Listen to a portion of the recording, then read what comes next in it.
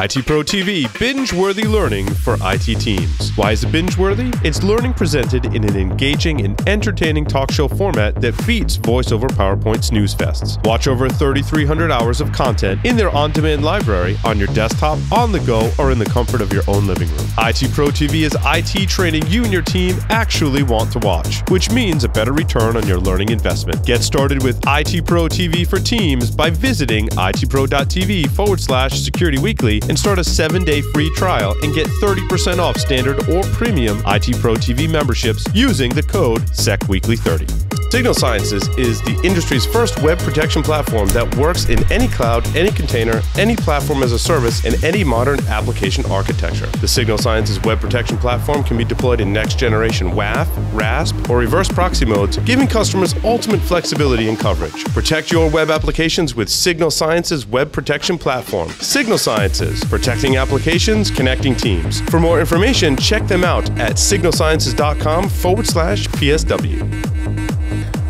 Welcome back, everyone, to Paul's Security Weekly. Quick announcement before we get into cutting the cord and doing your entertainment systems at home.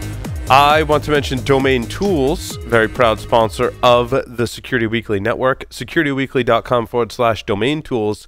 I love the folks at Domain Tools. They're all, first of all, they're all really, really nice. We actually met them at, I believe it was InfoSec World. They were all very nice. We've had a great time working with them. Tim Helming is one of their senior engineers. Tim is super sharp and is going to talk about how you can detect malicious domains using some of the Domain Tools. Nice. Keith Hoodlet, who's here with us tonight, myself will be hosting this webinar, and Keith and I will talk about malicious domains, maybe some open source ways or other techniques and how you approach that topic in your environment. And Tim will dive into some of the details. It's not to be missed. It's happening Wednesday, April 4th, and you can register by visiting securityweekly.com/domain tools. Please, if you like the content we produce on this network, one of the things you can do to help us to make sure we stay around forever is to attend our webinars and be engaged with our webinar content in addition to our podcast. So I do ask our listener, and I guarantee that every webinar we're involved in, we do our best to make it not some of the, suckfest that happen on other webcasts, right? Where it's, just maybe a vendor or a presentation that's totally like product focused and death by PowerPoint. It's very similar to IT Pro TV. Their messaging, like binge-worthy learning, like we're not your PowerPoint snooze fests. Our webinars are very much in that same light as IT Pro TV. It's not your PowerPoint snooze fest. There's live video, and the Security Weekly hosts are engaged with everyone. So we have those on demand, securityweekly.com/on-demand, as well as kind of the deep dive series, as I call it, where securityweekly.com/domain tools as well. So I would add to that as well, Paul. Like, if people enjoy listening to this show and they enjoy all the things that they learn from the news and the different topics that we talk about, such as the upcoming segment here, they're going to find a lot of value out of these kind of webinars. And quite frankly, I think that both the on-demand programming as well as, of course, the upcoming Domain Tools webinar is going to be quite a lot of fun. So I'm going to be coming at it from a little bit of a different perspective, I think, from my background related to domains and bug bounty hunting. But I'm going to have a lot of interesting questions for that, and I think it's going to be a lot of fun for a lot of people. Absolutely. Okay. And Paul, I got a question, and because I know you do. I'm just a hanger-on at this point, and I know you do a bunch of shows across the whole network, which is amazing to see. I wanted to ask a little bit about the content of some of the webinars and that type of stuff, because I know this show has a little bit more of a raw attitude to it. Well, yeah, so this show's got kind of an edgy feel to it. Yeah. It's also got very much a discussion aspect to it, where it's not even a discussion between Larry and I, it's between all of our co-hosts and guests, and Rob Shane is still on the line, and it very much takes on the feeling of an hour and a half to 2 hours, sometimes 2.5 hours of us just discussing things. More like not even like a round table, but like we started the show. Yeah, there's a couple of guys getting together to talk shop. And yeah, we sat around, we drank beers, and we're talking shop, right? And that's the feel of the show. Some of our other content is very different from that. Our webcasts are very focused on, like, I put slides together with examples, and I have an agenda that I'm going to talk about, and then I know what the vendor is going to talk about, and we meet with the vendor to make sure that we're in alignment on the topic. We look at what the vendors. I mean, we vet all of our vendors here on the network to the best of our ability to make sure that they're actually solving problems for people and doing a good job. And one of the reasons why we do that is we want our listeners to get products that actually work, but also we're working very closely with our sponsors, and we want to work with people who have their stuff together, basically, and can produce products and solutions that actually work for people. And so we do webcasts with them, and it's fun. Right, and I think really the edgy part was where I was getting with that, is that you will likely not see a butt joke on one of your webcasts, but you would hear. Yeah, it's even our other programming, other web podcast, Enterprise Security Weekly, Business Security Weekly. It's a different format. It's a shorter show. And it's a different feel. And it's during the day. Usually we're not drinking. Right. And it's, and it is I would say we're much more nerds on Application Security Weekly as well. Like, we nerd out on that show. It's that's a nerdy show. There's the business show. There's the enterprise show. So, this show is, and the reason we keep the show after hours, much to our wives' and children's chagrin, is so we can have that relaxed atmosphere. We can relax with a cocktail or a drink. And we can have fun. And hopefully our listeners have fun on all our shows, but this is kind of like it's a different kind of fun. It's the after hours discussion fun. In that vein. Yeah. Exactly. You can let your hair down a little bit. Yes. This is which is really hard for you, Jeff, remind me, this is the let your hair down show. Not that we all have that much hair, but if we did, we'd let it down kind of show. So if I had it, it would be down. That's right. So I want to talk about Larry's beard down. That's right. I want to talk about cutting the cord, the ideal home network setup. This is largely by popular demand. Again, it's not necessarily security related, but we've mentioned it in passing so many different times that people write in and they're like... They actually want us to do a separate one sort of at least episode on it, but I think this format sort of works a little bit better. Yeah, I think we're going to break it up into... Because I know, Larry, you have a lot to say on this topic, and we only have a limited amount of time to present this segment, so I was just going to throw some stuff out there to get people started. If you're thinking about creating and or updating your home network such that you want to, when I say cut the cord, not pay your cable company to get programming. There are many, many ways in which to do that. Some cost money, some are free. Right now, I'll actually be transparent in saying that I do have a cable subscription, television subscription from my provider right now. I haven't fully cut the cord. I have some of the gear to do it. I just haven't made the full transition. Time. I use devices to stream that over the network, which we'll talk about some of them. So, and I would add as well, just before we jump in, Paul. So I noticed that in the show notes there are a lot of different, hardware tools that people are going to be able to use to do this effectively. I have cut the cord since about 2009 myself, using all but a PlayStation 3 and some good networking gear. So, quite frankly, it's doable even without some of the specialized stuff as well that we're going to cover here. Keith, I want to start on what you just said. So, a good networking platform. And I think, to Keith's point, I think it really depends on how much and what type of media you want to consume. True? Yeah, that's absolutely true. I will say, pretty much no matter what, you're going to need a pretty solid network. Because you're not just going to be streaming this from the internet, but the devices I talk about are going to be streaming things internally in your network. So for that reason, the first recommendation I have is, and most of our listeners know this, right? When you set up an enterprise or even a small business network, I'm sure you do this, right? You separate the firewall routing function from the Wi-Fi. And so those are separate systems. And a lot of people will come to us and ask, well, which Wi-Fi router do I use? I'm like, none of them. Larry and I literally wrote the book on Linksys routers, or a book on Linksys routers, and it was the book, but it's a book on Linksys routers, and really dug into that hardware. And my recommendation to this day is, don't get one device and expect it to do firewalling and routing and Wi-Fi and VPN and content filtering and all those things and DNS and DHCP, like all in one device. And sure, that might work for some people, but if you're going to do the stuff that we're going to talk about in these segments about cutting the cord and doing some of these more seemingly advanced things in your network, you're going to want to separate that out. So so that back to our old adage that we talked about for years is that firewalls firewall, routers route, servers serve, access point. Right. You consider some separation. And admittedly, I don't have full separation. Remind me to talk to you about that after the show real quick on some separation on a Raspberry Pi stuff. But separating some of that stuff out to smaller systems that can handle the load for those makes a lot of sense, or even larger systems. Now, I've tried out Go ahead, Keith. I was going to say, you're missing one important thing here, which is separate out your modem. Believe it or not, even no matter the router that you use after the fact, if you have a modem that is actually legitimately separated from everything else you do and can serve up the bandwidth to the rest of your network appropriately, that alone makes a really big difference. Yes. And it depends on your provider too. Like I get an Ethernet handoff now from Verizon. Same. I've had an Ethernet handoff for almost 8 years from Verizon because, well, one, I'm a business class customer because I want static IPs because I do that type. I'm in IT. Right, I want static IPs for various reasons. I have multiple static IPs because I want to serve my own content out of my own data center in my basement. And so I have a different level of service for something like that. But even still, for something like Verizon, you can get Ethernet handoff. And I did at home via Larry's recommendation. I'm like, you can get that? He's like, yeah. And I called them up. They came out. And he was like, are you sure? I'm like, dude, like just give me an Ethernet and I guarantee that I will make it work from here. He's like, but I'm like, just do it. He's like, okay. They gave me an Ethernet handoff. I put that into my firewall that I talked about in episode 471 of Paul Security Weekly. Larry talked about, Larry did a build of a firewall. I did a build of a firewall.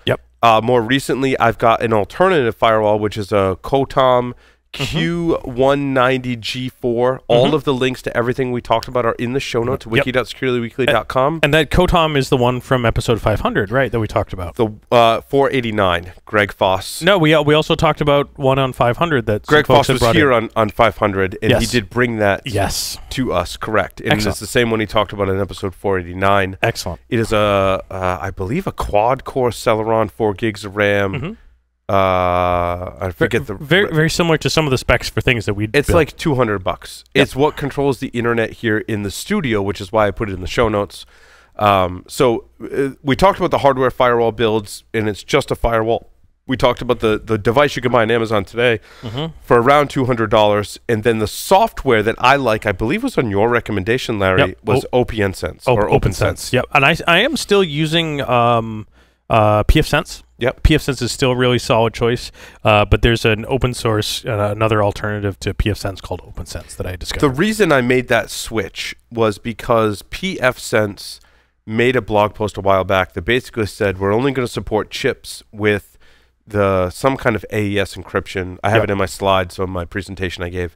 And because they're only supporting a limited number of chips, potentially in the future, I wanted longer-term support. I went with OPNsense. Again, on the firewalls we built in episode 471 and the one mentioned on 489, all have resounding endorsements from the crew here at Security Weekly. So you got a separate firewall. So then the question becomes, what do you use for Wi-Fi?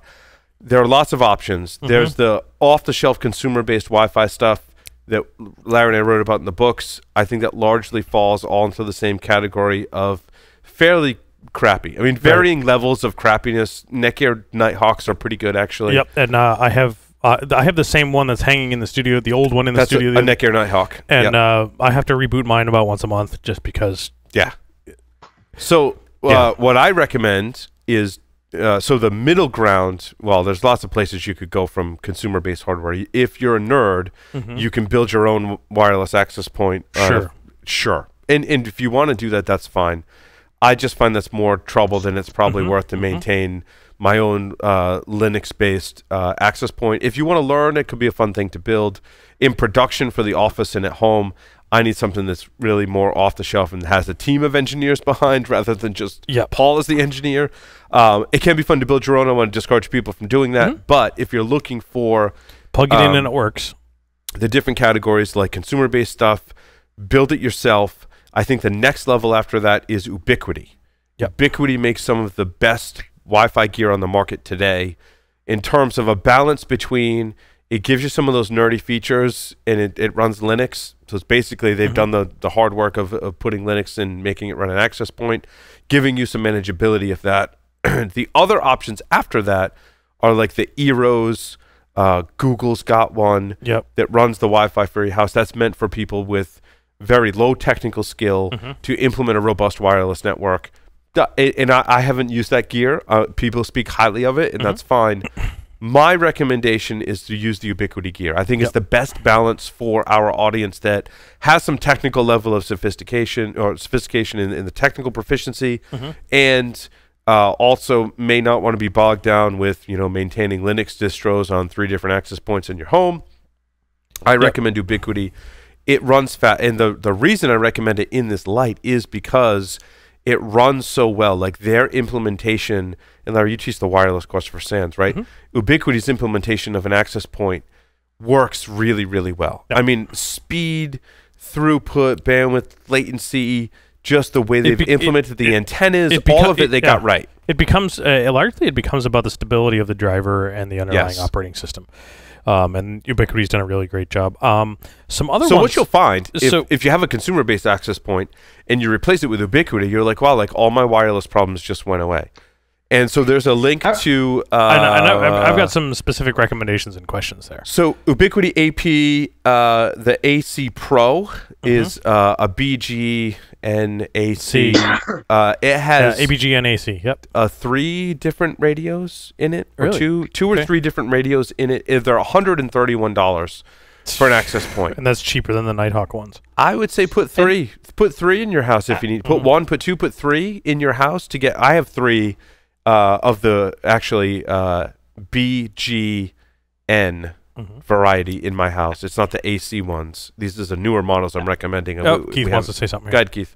Yeah, thank you very much. I'm like opening my and closing my mouth like a fish over here. So I would add one thing as well. So I recently moved from an 800 square foot apartment into an 1,800 square foot house. And for the first couple of weeks or so before I really set up my network, I used Netgear Nighthawk with DDWRT effectively.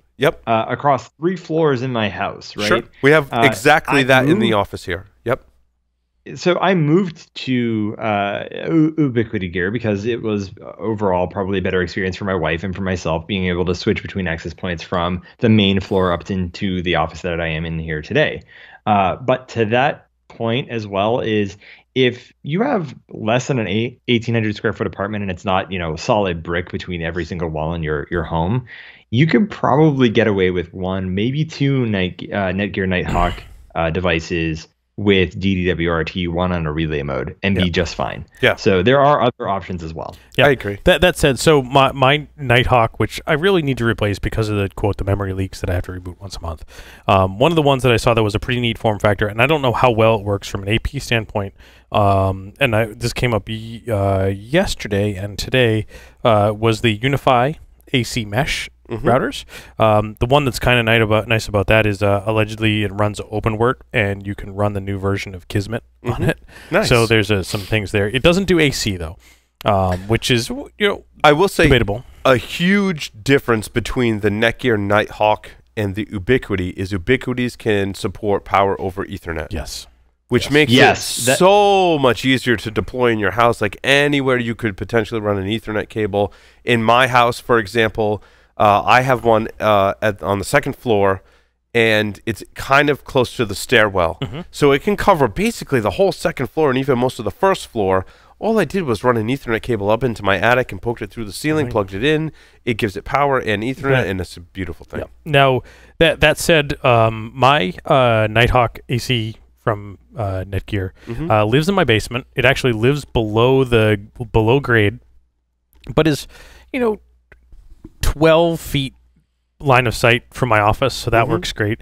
It's 30 feet max from the maximum of our 1st floor potentially, so that works great. It hits the 2nd floor pretty darn well, and pretty much the 2nd floor that we use for Wi-Fi currently is for one of the kids brings their iPad to their bedroom, or we have a tablet in the bedroom in our room because I'm the one that wakes up early and everybody else is still sleeping, so I'll roll over, grab the tablet, and play Candy Crush or something. And it works well enough for that. The reason the Wi-Fi is so important is your televisions in your house are going to be in these different locations. You're going to put devices on these televisions that are going to stream media. They need to have a solid network connection. If you can't easily get an Ethernet cable, they're going to use the Wi-Fi, which is why Ubiquity makes all of that possible. If you use the consumer off-the-shelf gear, you're not gonna be able to accomplish what we're describing here today. So my question on the Ubiquity stuff. Yep. Sorry, Keith, I'm going to interject you real quick, and then I know we want to get back to you. In previous incarnations of the Ubiquity stuff, I remember that the utility that you needed to use to configure it was like Java-based, and there was no web interface, and potentially you had to build this custom Pi to be able to control it as a controller. Yeah. Tell me about how you go and configure those things. There's a couple different options now. Their software packages are much better now if you want to just run it locally and configure them. Also, they have this device that's called, I didn't link to it in the show notes, but if you look on Amazon, you'll see it. It's called the Cloud Key. Yeah. And you put it on your network, and it basically takes your management. Excuse me. In fact, I'm going to probably put one in my home and one in the office, because essentially what it means is you put the Cloud Key in both of your environments, and then you log into the cloud, and you can manage all of your Wi-Fi networks from the cloud. So effectively, like that's the replacement of the Pi that does all the configuration, which is a little bit. Yeah. And so, I mean, for me, since I have the office and the home, I may just get a Cloud Key for each, and that means I got one login, and I can manage all my Wi-Fi networks, which is great. Some people do also kind of go all in Ubiquity and say, well, I'm going to have the access points, I'm going to get the Cloud Key, and I'm going to use Ubiquity's Firewall. Yep, the Unify security gateway. Yeah. Which people say you kind of got to be a nerd to be able to use it. For most of our audience, you'd probably be fine. It's very much like a Cisco command line kind of thing, and configure it, and that's cool.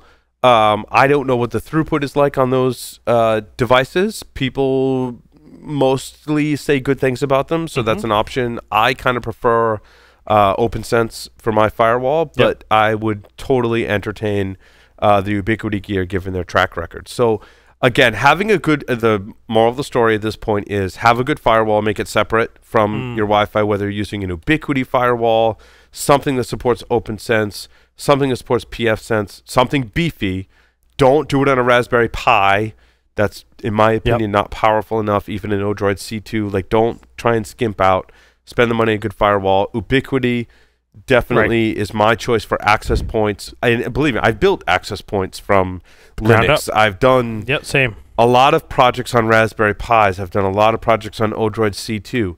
They're not in my recommendations for doing home media for that reason. In my opinion, there's a time and a place for them. It just doesn't have the power that you need to do it. So how do you configure your Ubiquity access points? Through the software, local software. Okay, so local software on your machines, Java app. Yeah, I don't have the Cloud Key yet. I am planning on migrating to the Cloud Keys. And what operating systems does that run on for you? I use it on OS 10 here in the office. I even think they might have a Linux version. For home. That's what I needed to know. I use Linux at home. I'm adding one to my shopping cart now. Yeah. Keith. And I was going to say, I literally switched from Netgear Nighthawks running OpenWRT or DDWRT to an entire Ubiquity network. So Cloud Key, Security Gateway, access points. And to give folks an idea, so again, 1,800 So wait, Keith, hold on, back up. You've got all three. You've got the firewall, which is the gateway. You've got the Cloud Key, which is your cloud management, and the access points. Yes, I've got it all. And how do you like it? I literally switched to all of it. How do you like it? I'm sorry?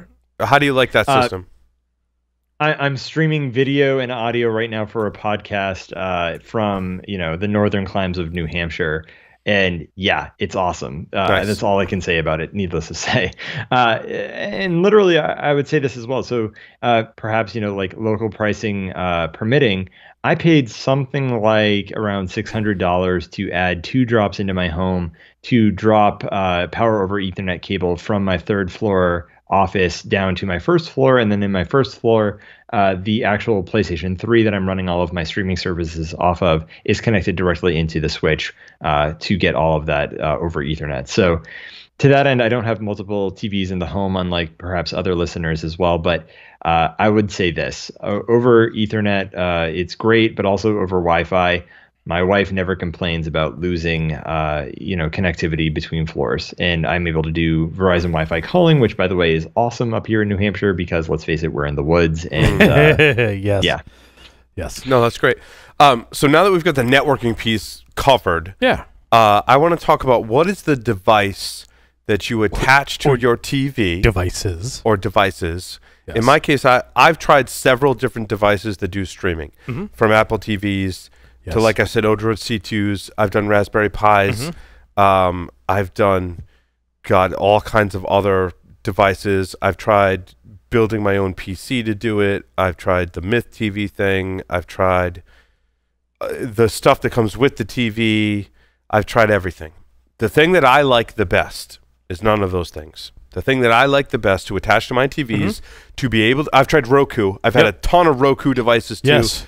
My issue with Roku is it's a closed platform. Yep. It's completely closed, like locked down pretty much, even tighter than an Apple TV. I haven't even seen many Roku hacks out there. So I ditched Roku. I ditched my Apple TVs in favor of Nvidia Shield. Yes. Now, Nvidia Shield is in a family of devices that we would label typically like Android TV. Yep. You can find a lot of devices on Amazon that will do Android TV. I have to be honest, the only one I really have experience with is the Nvidia Shield.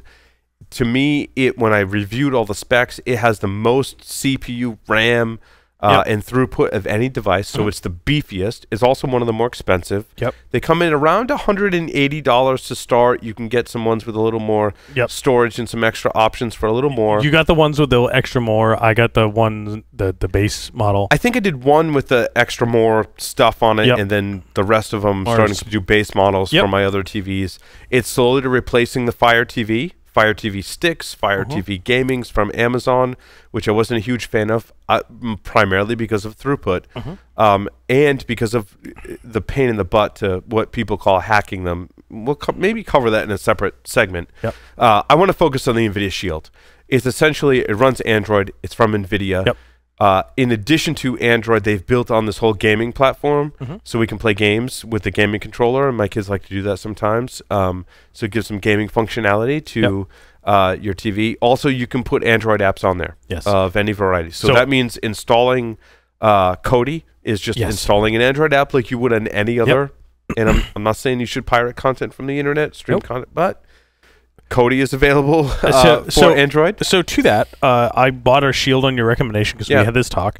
And in fact, just recently we've actually started to use it. And it was actually kind of funny because we had heard about this show that we really wanted to watch.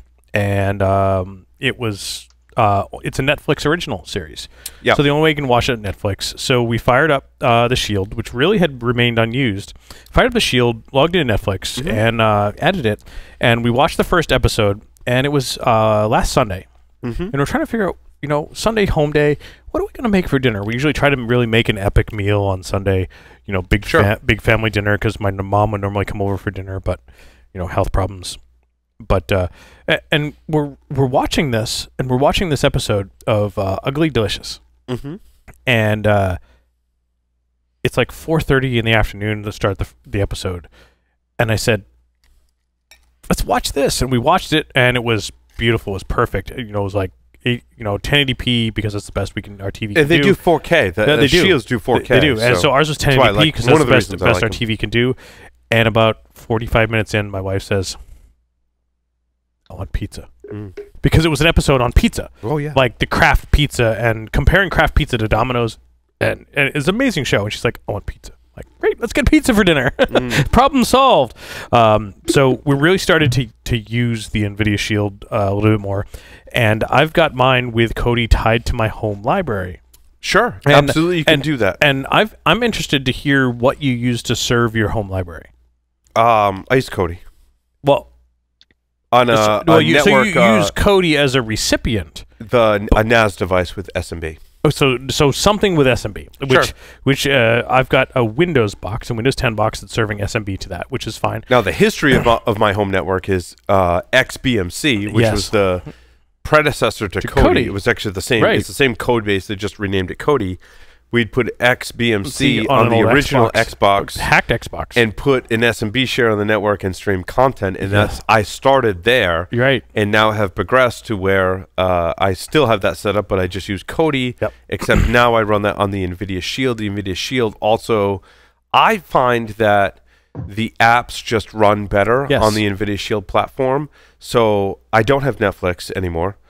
Really? I don't. I use Amazon because I have a Prime membership. Me too. But all the things that I want to watch aren't on Amazon. Amazon is nice because for me, I use a personal and I have a business account for Security Weekly, and Amazon's nice enough to let you share Amazon Prime between the two, which means we can get an Amazon credit card and an Amazon Prime account, and essentially we get all the rewards and cash back and free shipping for, and they say it's okay, you can do that as a person. You can extend that out if you're the person that owns your business. So you kind of get a 2-for-1 with Amazon.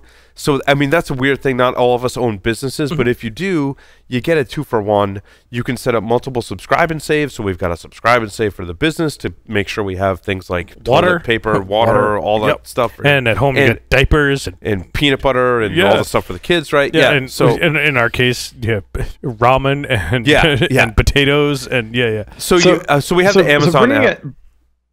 Bringing us back on track a little bit, I would also add is this as well, Paul, is quite frankly, for the cost of renting something on Amazon today, without any of the legal issues surrounding renting it for $5 on Amazon, my wife and I have managed to get away with not only last season they started introducing live streaming football games. Yes, I watched football.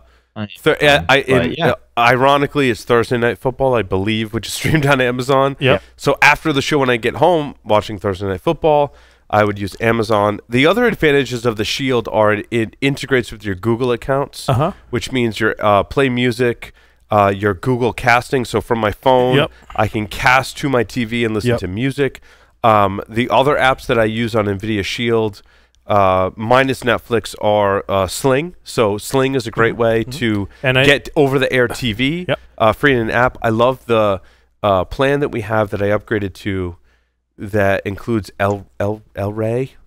There's a channel, I think it's called El Rey, on that you can subscribe to on Sling in one of their packages, and it has kung fu movies on it.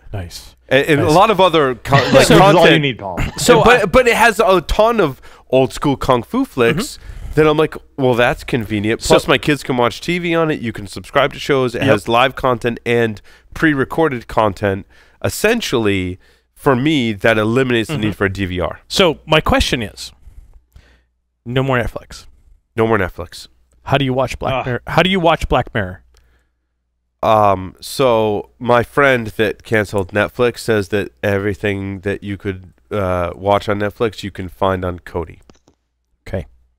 Because at $9 a month, it's worth it. Because I have Netflix for whatever reason, because I do DVDs and that type of stuff and populate home media, and my friend has mentioned that at numerous occasions, 4 DVD in a month plan, 2 streaming devices, and as part of that, recently, recently, I had been doing Amazon Prime, and one of the shows that I've been watching was Grand Tour, because who doesn't like Grand Tour? And I'd watched all the Grand Tour episodes, and I'm like, now what am I going to watch? I'm like, man, I've been told so much about Black Mirror. Let's get Black Mirror. And I'm like, nope, it's not an Amazon product. It's a Netflix only. It is a Netflix. So, but I have a Netflix account, so I go, and Netflix has got the download to my tablet, and I binged watched 2 seasons of Black Mirror. We'll talk after the show. I would have one thing as well, which is interesting, is especially Netflix specifically has dived deep into the realm of developing their own content. And having watched Altered Carbon, Black Mirror, great shows, The Crown, for example, with my wife, there are a number of shows that are starting to be developed specifically on these platforms. I think The Man in the High Castle is specific to Amazon. As well. So it's interesting because to the extent that you can, especially with Amazon, right? I watched live streamed all of Game of Thrones for the last season by subscribing to the HBO channel for something like $10 a month on Amazon Prime. Right. The other one. Why would I have cable? Right. The other one that I've found that I need to explore and do some integration with is I'm an AT&T subscriber for my phone. And I went to update my plan recently. And Dish. Yeah. And so I went to upgrade my plan because we were getting like 6 gigs a month. Is it Dish that owns Sling? I don't know. So I think it's Dish owns Sling. 6 gigs a month on the plan. We had to upgrade because we were using it. And we effectively got on an unlimited plan. Unlimited from the device, cellular. 2 gigs a month tethering. 2 gigs a month tethering. And for an additional like $9 a month, we could get DirecTV. Maybe it's DirecTV that owns Sling. DirecTV streaming. And I've got it, but I've just unlimited DirecTV streaming, and I haven't figured exactly how I can integrate that into any of the stuff. Sometimes they have various providers have apps on various platforms. So like you find providers that are like, we have an Android TV app, we have an Amazon Fire TV app, we have a Kodi app, we have. So and I'm thinking that might get us some of the. We have a Roku app that might get us some of the stuff that we're missing, maybe from regional. So let's go minimalist. You've got an Nvidia Shield, which was what we're recommending. Yes. You can use Kodi and again Kodi. Ethics. Kind of, my friends tell me Kodi works really well. But for sure, from streaming from your local library. If you're using Amazon already and you're already purchasing a Prime account, you can use Amazon Prime. Same thing with Netflix? I think if you don't watch a lot of TV, you can probably buy what you want on Amazon and purchase it. You can then go from there and add Sling, which will give you effectively television delivered over Sling, and that Sling app will work directly on the Nvidia Shield. It doesn't have an add-on on Kodi, for example, that I know of. So then the question becomes, well, what do you do from there? Like, what if you want to integrate an antenna into the system to get some over-the-air stuff? Like your local news at 11 o'clock. It's a minimal investment, and if you're a sports fan, you're probably going to want this as well. Because it prevents you from having to go get all these other apps. Also, it's great content that you can use a DVR service, which is included in what I'm about to talk about. So the solution that I have for that is in my list here. You're going to need an antenna. You can buy antennas really cheap. And HD antennas. Now, this technology I want to talk about is from a company called Silicon Dust.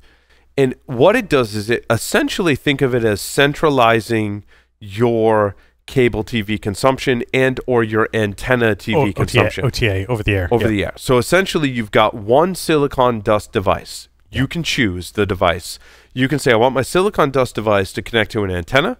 I want it to get whatever's coming over the air. Or you can buy another Silicon Dust device and say, I want to put a cable card in it. I want to get a basic subscription or an whatever. A basic, in our scenario, a basic subscription to cable, which is what I have. It just de-encrypts, it decrypts that with the cable card. With the cable card, and takes it into the device. Now, the device, whether it's coming from a decrypted stream from your cable card from your cable provider or OTA. There's two separate devices, so you get to pick. It will then, over the network, send out a stream to all of your devices that it will allow you to watch TV. So you put this little tiny device on your network. I plug mine into Ethernet in my basement in my server cabinet. I plug a coax connection in it. Right now I'm using them with the cable card. I have one that does an antenna. I do intend to make the switch. Again, it doesn't matter, whatever you choose. I plug it into the network. Over the network, any of my devices, Fire TV, Android tablets, Nvidia Shield, Kodi has an add-on for it, have an app. HD Home Run is the app. Silicon Dust is the company. Make an app. The app then, through the network, makes a connection to the device, can get the stream. Now, you can only stream 3 simultaneously, depending on which device you pick. Essentially, it's one device that multiple TVs can stream either over the air through an antenna or from your cable provider to all of your TVs, avoiding the cost. RTSP overland type of thing. Exactly. Avoiding the cost of going to your cable provider and having boxes on every TV, and just centralizing it so that all you need is some type of device on that TV. Again, Nvidia Shield is my choice. You can use a Fire TV, that's fine. Some of my TVs, like in my son's room, he's got one of the older Amazon TV devices. I put HD Home Run, he can watch TV, he's happy. I do intend to put Nvidia Shields on everying because I like that platform better. My question is, you got live TV and you stream it over the network. Do you have to watch it in real time? So you can watch it in real time. If you pay Silicon Dust, I want to say it's like $10 a month.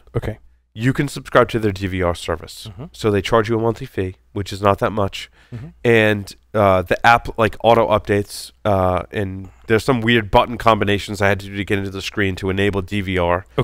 Essentially, that means that it's recording your shows for you. So you can in the cloud. In the cloud, it'll be your DVR. So I DVR like Shark Tank, a couple of kids shows, Patriots football games. Jeff, to your point, Patriots football games all get DVR'd. That's my DVR service. I'll talk about it in my things not to use. Start to play around with Myth TV. Fuck that. Yeah, dude, I've been doing Linux since 1999 or maybe even earlier. And I was a Linux administrator. I get it. I love Linux. I use Linux on my laptops. I love Linux. We maintain Linux servers. I did Myth TV. I'm like, this is way too much work. Yeah, like I looked at Myth TV with like Couch Potato plugins, so it would download from news groups automatically when new shit got posted for the shows. No, it's a nightmare. No. It's a resource hog, and it's a nightmare to set up. So I ditched that, and I said, well, Silicon Dust offers this DVR for the stuff that I need to DVR and want to DVR. It works perfectly. It's a nominal fee to get that set up. For me, at this point in my life, I can spend 10 hours configuring Myth TV with all the things that I want to do. Or you can go buy it from Amazon. I can buy it from Amazon, or I can pay $120 a year to do the same thing with Silicon Dust. I like the Silicon Dust gear a lot. There's a link in the show notes to the Home Run Connect, which I really like. So that brings us to, before we get into other nice-to-haves and things to avoid, parental controls. I will not take credit for this. This was Adrian Santabria. He was an analyst working for one of the analyst firms. He now works for ThreatCare. He's a good friend of mine, a good friend of the show. He's an awesome person. Just in general. I got a chance to catch up with him in InfoSec World, and he's like, Paul, I've been researching this stuff for a long time. I'm like, really?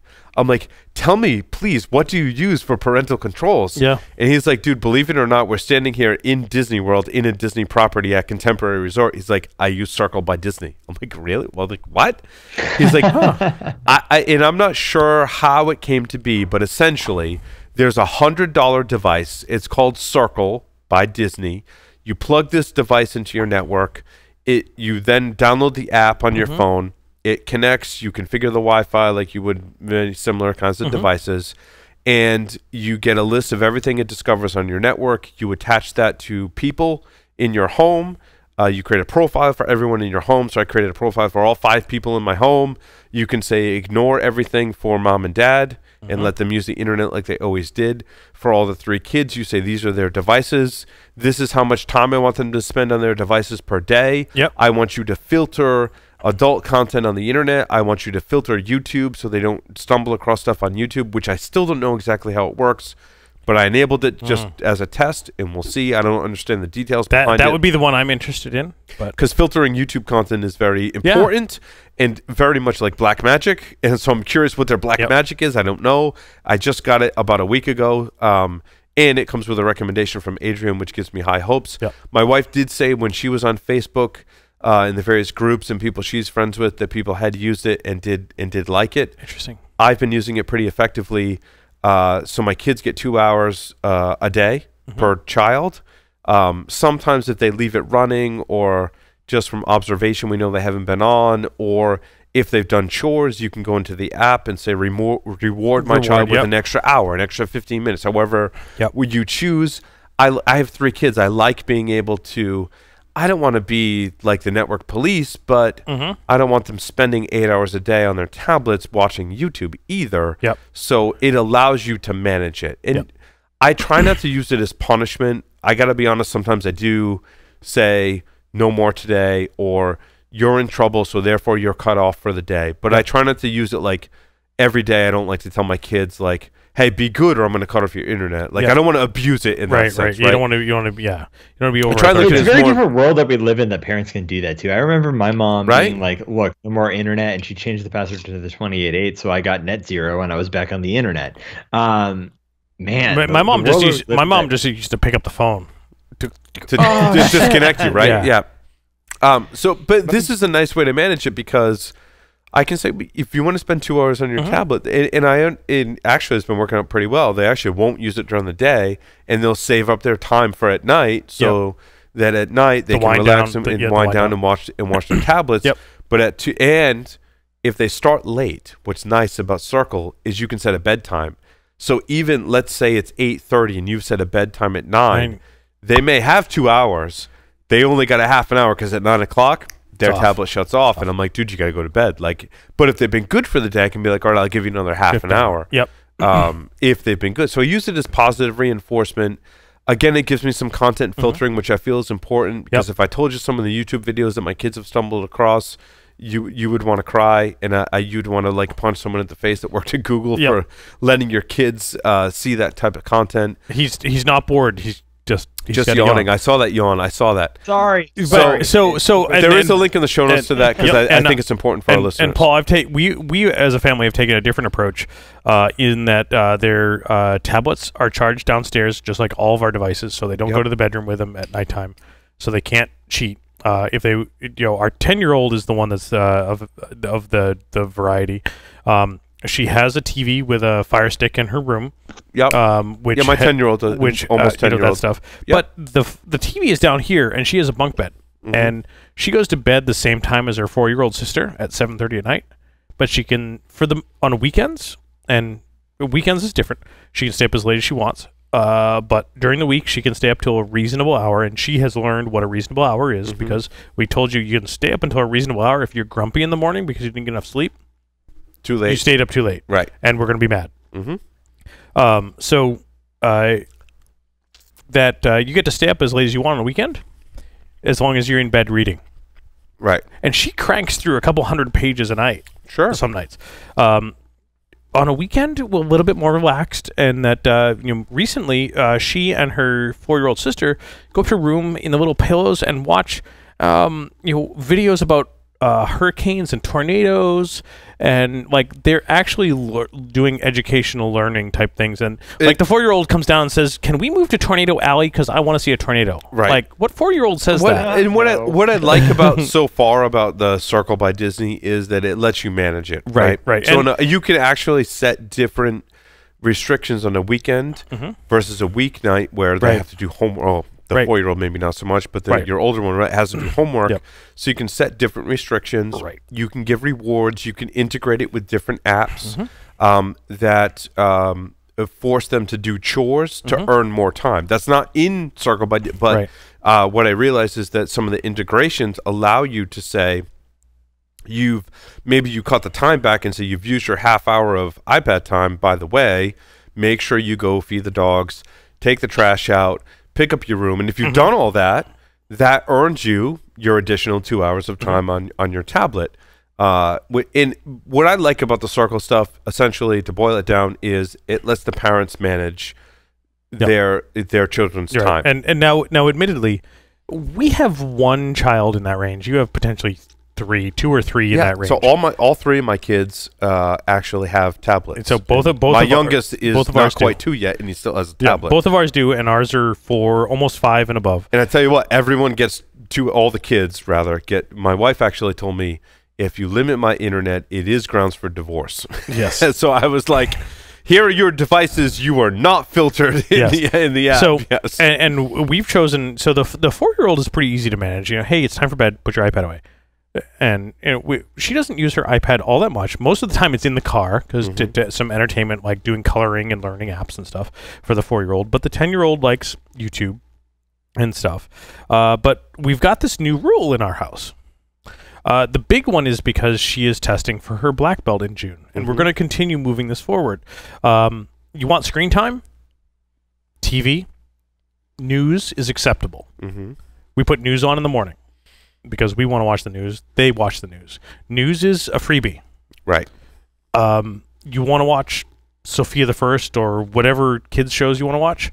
You want to use your iPad? Like, Corinne wanted to take her iPad out to the bus this morning, to the bus stop, and wait. I said, great. You know what the rules are. You know what you need to do to get screen time. Because testing for her black belt, she needs to log a certain number of sit-ups and push-ups. Right. Said, you want screen time? 25 sit-ups, 25 push-ups. No stopping. That's awesome.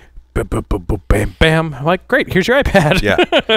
and again, that's what I like about Circle, is you can integrate it into your whatever parental habits you get into in routine with your children. We've chosen, for right now, we've chosen a non-technical means to make that happen. Every parent's different. Every child is different. And again, that's what I like. So some other nice to haves. are the Amazon Echo devices. I have 3 of them. Yeah, I won't say the keyword. There are integrations with Circle that allow the children to check how much time they have left. I haven't configured the integration yet, but once I do, there is a voice command that the children will be able to run to say, basically the Echo device will tell them how much time they have left, which I think is pretty cool. I do use SmartThings, Philips Hue, Sonos, and a Google Home in my house as well, all which have various integrations, which maybe we'll go into in future shows. So my favorite is the Amazon Echo with Philips Hue, and go look at Ed Scotus's talk about his smart office thing. Yes. Because I spent a day with Ed getting the base configured, and it took about half day, and then we moved to actually controlling things over the internet. And Wemo with Amazon Echo has been absolutely amazing. I've got lava lamps and Christmas lights and other lights and other fun things connected to the home network that you can. I think there's a lot of fun and practical things you can do with all the technology. Now, things to avoid. I think in our experience, my experience, I don't know how everyone else has done with this stuff, but Samsung devices, absolutely atrocious. I have a refrigerator and a vacuum that has Wi-Fi on it. Wait a minute. A vacuum with Wi-Fi? It's iRobot. Oh, okay. But Samsung's version of iRobot. Oh. Samsung has built-in Wi-Fi into their robotic vacuum. Now, is this a bad thing only because it runs over the dog turds, or is it other reasons? Other reasons. Basically, the software that runs on these devices and the app are complete and total trash. Like, utterly terrible in every aspect. What are they even tracking? Of software. It's a vacuum. It could be great, right? But it's not. It could tell you, like, send me an alert on my phone if my vacuum is stuck so that I know, so that I can go upstairs, I can get it unstuck and make it so maybe it doesn't get stuck again on that, whatever it's getting stuck on, like a cord or whatever. It could be very practical. The software, since I've played with it for probably 6 months or so on the fridge and the vacuum and the app, is some of the worst software I've ever worked with in my entire life. Avoid it like the plague. Samsung makes some great appliances. They work well. Their technology is absolutely atrocious. The Samsung Connect app is probably the most flaming piece of crap I've ever worked with. I've tried for 6 months to get it so that I can go into the app and it accesses the camera in my refrigerator that lets me see what's in the refrigerator. Which is a huge feature that they tout. Never worked. Streaming from my Samsung TV to my Samsung fridge. So, like, when I'm watching the Patriots game, Keith, as we're Patriots fans, streaming the game, I want to go to the fridge. I want to get myself a drink, maybe someone else a drink, maybe do some stuff in the kitchen. So I stream the game to the TV, the tablet that's built in the fridge. It streams for 30 seconds and then it freezes. And then it's a horrible experience. So you have the Samsung refrigerator with the Android tablet built in? Yes, yeah, I do. Oh, so exploitable because they're so old. And they're awful. And it was funny. When we had to go buy a new refrigerator last minute because our old one died, and we found the best refrigerator with all of the features that we wanted for the best price. And it was $300 more. It was a Samsung. It was $300 more to upgrade to the one with the Android tablet in the door. Save your money. Well, I called my accountant and said, so I do IT security for a living and I do pen testing and I'm in research. If I buy this refrigerator and I pen test and I publish a report about how I pen tested my refrigerator, can I write it off on my taxes? He's like, no, it's a fucking refrigerator. Buy the $300 cheaper one. So I'm really glad that he said that. After the show, I'll give you an accountant recommendation. Well, no. My accountant is really, really good. No, you need a new accountant because I totally wrote off my fridge. Oh, God. IRS, if you're listening, I wrote off my fridge. So these are the things that I worry about, like a few things, right? Like, so my wife and I hope to start a family sometime next year, and I'm already thinking about, God, like, what do I have to do with my network at this point? Because Lord knows I'm going to have to do all of the, Disney Circle stuff, which sounds a little creepy in and of itself, but still probably going to need to do it. And now I'm like, okay, I bought a house. It came with a fridge and, the stove and what have you. And I'm like, we need a new fridge. It sounds like it's taking off every, few hours or so. And I'm just thinking to myself, I'm gonna have to go buy an internet-connected fridge. I am absolutely firewalling that thing off from everything. It's not talking to anybody ever, I hope. You build a clean network for your refrigerator. So other things to avoid... Which means you need to buy new equipment that you can write off on your taxes. Really quick, Fair. other things to avoid in my experience, Amazon Fire TV sticks and that whole platform. My experience, those are too slow to do many of the things that we've talked about. So I don't recommend them. So we have one, and our daughter uses it on her TV. That's how she gets all the content in her room. She enjoys it. It is a little slow, but for her purposes, this is like the 2088 dial-up modem. Yeah. So it works just fine for her. It might not be fine for me, but it works fine for her. You're corroborating my story, right? Like, they're slower. Yep. And the price reflects that, right? Like, you can get a Fire Stick. Like, how much is a Fire Stick on sale on either Prime Day or Black Friday during the holidays? You can get a Fire Stick for like $40, $40, right? $40 is the... for $40, don't do that. Sure. Don't do that. Get your Amazon Fire HD 8 tablets for about the same price. Yeah. Because I bought a 3-pack of them, and I have one that I travel with for content. I have one for next to the bed, and I'm going to put one in the kitchen to access a local wiki for recipes. For the price, they work, $40, but they're very slow. In my opinion, the tablets not so much. They're good. The tablets are good. Okay, yeah, so those are the kind of lower price offering to what we're talking about. Now, Apple products, in my experience, they're very, very limiting. They're very proprietary. The hacks for them are very limiting. The apps they let you install are very limiting. In typical Apple fashion, they're just too limiting in my opinion. So, I want to pull on that. This coming from the guy early in our shows that said, when Steve Jobs goes up on stage, I don't care what he's talking about, I am buying 2 of them. And that but that was at the pinnacle of Apple. Now, don't forget, Steve Jobs created categories that didn't exist before. Agreed. For iPods, for iPhones, for Apple TVs, iPads. The Apple TV was a pseudo win, I think, for them. I think their 3 big wins were certainly the iPod, the iPhone, and the iPad. Probably in that order, right? For him and Apple to create 3 categories like that were either non-existent or very, very weak. Underwhelming. That's where the pinnacle of that was. And that was the point where he was. God rest his soul. And Apple after that has had a lot of swings and misses. Has had some home runs. Maybe not grand slams like Steve Jobs was creating. Has had some home runs, but has also had some misses. I think we see that the news articles I read this week were about their announcement to support education.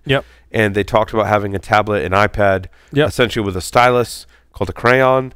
And that stylus had no home you couldn't put it in the tablet. And if you lose the Apple one, it's either $80 from Logitech to create to buy a new one, or $100 or more to buy one from Apple. And the new iPad supports it, but it doesn't come with it. Yeah, so just they missed totally. I thought the articles that I read from technology journalists, tablet missed the mark. Missed the mark. So there was a time where I was very high in Apple products because they were so innovative in creating new categories. Today, especially in the context of our conversation today, the Apple TV, and even to a certain extent the Apple Home platform, from everything I've read, I don't own one. Everything I've read says that I have an Amazon Echo and I've got a Google Home. I have faith in those products. And actually, the voice assistant on Google Home, which is my other recommendation here, is very good. In fact, better than the Amazon Echo platform, in my opinion. So, now, and Paul, have you guys? Go ahead. Have you guys ever seen the Blade Runner 2049 overlay audio to the Google Home advertisement by any chance? Oh God, no! I have not. You should. It'll freak you out just a little bit. I thought Blade Runner 2049 was a good movie. Just Agreed. Good. Like, not bad. Going off on a not bad, but nowhere haven't near. seen it. Don't spoil it. But you should watch it. I want to reiterate on the Given Apple thing. this segment, you have all the tools necessary to be able to watch that movie. No, I want to reiterate on the Apple thing. Hugely invested in Apple. iTunes, and I've actually moved away from iTunes to my Media to Windows to stream to my Nvidia Shield and other devices. I've moved to Amazon tablets and Amazon and Netflix and Kodi to do streaming for other stuff. I've mostly because I had the Apple TV. It was great until it wasn't. I had the Apple TV Series 2. Good when it first came out. Yeah, I had the Apple TV Series 1. Fantastic. The Series 1 was ahead of its time, I think. At the time, absolutely. Yeah. I had moved to the Series 2, that little box, ahead of its time. Amazing. Mm-hmm. But now if I want to do anything, that Series 2 is so outdated, I have to pay the Apple tax yet again to buy the Series 4 or 5 to do anything reasonable. But now if I want to stream content, I actually have to have a reasonable Mac device to stream it from, and I don't have any reasonable device. It's just not practical. Like my Mac Mini that I was doing all that from, like my 8-year-old Mac Mini, just ain't gonna happen anymore. So I would say that the last reasonable Mac device was the MacBook Pro 2015 fully loaded. That was quite literally the MacBook Pro Developer Edition MacBook, and that was it. That was the last device that Mac has ever, or Apple has ever made. That was worthwhile. Daily Driver, the one that I been bringing to the show for years, mid 2011. So yep, that'll work Apple too. also had a Wi-Fi device. What was that called? The Airport. The Airport Extreme and the Airport Extreme are still frigging amazing. But I think that there's so many better options we talked about in this segment, which is why I strongly encourage our listeners to look at the Nvidia Shield plus Ubiquity plus a real firewall to get and Silicon Dust to get accomplished what you need to do. I will say the Airport Extreme, compared to the Ubiquity, it just works, as opposed to having to do a little bit of manipulation for some of that stuff. Only because I know someone that has installed one in the last week and said it was an amazing change to everything working. And they plugged it in and it just worked. So we didn't talk about something that you were alluding to in terms of music streaming. Yeah. I do have a Sonos device. Yes. Multiple Sonos devices in my network. That may be a future segment if you want to hear that. I am, this is our 14th year doing a podcast. I have, for whatever reason, my personality has lent itself towards what you would term as an audiophile. I've got very much infatuation with headphones, and I've tried every single music streaming service on the planet. If you want to hear more about that, maybe we can do a segment on that, because I have used all of them to varying degrees. 30-second rundown. What's your preferred? Speaking of like iTunes and streaming music, I have also deviated from Apple much in this vein. My most favorite application is called Rune. Oh, it's a high-end audio streaming service. Very much like we talked about Myth TV and some of the other options. Like you can put Linux-based servers and streaming services on your network, and it's called Rune. It's pretty awesome. So I like Rune a lot. I actually love Rune. I would give them money for their software, and I have given them money for their software and their subscription because it works. And they also have DSP engines that you can configure. So if you have high-end headphones like I do, they have pre-configured settings for your headphones. Nice. Totally awesome. Make it sound better. Took me a long time to find that. The one music service that I come back to that gives me the most options of music is ubiquitous across multiple platforms and has the best audio quality, in my opinion. If you pay them, is Spotify. Great. So I would dump every single other music service that I've ever tried, which is a pretty long list because I've tried Tidal, I've tried Google Play Music, I've tried Amazon Streaming, I've tried YouTube Music, I've tried all of them that I could think of, and Spotify is by far my number one choice. So we use Amazon Streaming on our Echo devices. Just because that's what's there. Well, because they make you essentially. You can link Spotify, but I tell you what, anyway, I cry foul that Amazon gives less bandwidth to Spotify than they do their own music service. I wouldn't be surprised. And that said, I've looked at 8-tracks for some that type of stuff. I've done 8-tracks, and the big one is weird because I just bought a new truck, and I had Sirius. I had XM satellite radio. Which got bought by Sirius and so forth in my old truck, and I pulled the 15-year-old receiver standalone out of my old truck and haven't done anything in the new truck. And I said, I'm not going to pay for the service. It's like $20 a month. I'm like, fucking ripoff at this point. And I went to Spotify. And I do Spotify streamed on my iPhone at my unlimited streaming plan. And that's all we listen to. On a closing note, you can subscribe to all the Security Weekly shows on Spotify. Yay! You can listen to your favorite music as well as your favorite podcasts on Spotify, including this one, Paul's Security Weekly. With that, we're going to take a short break. Come back and talk about security news for this week. Stay tuned. Don't go anywhere.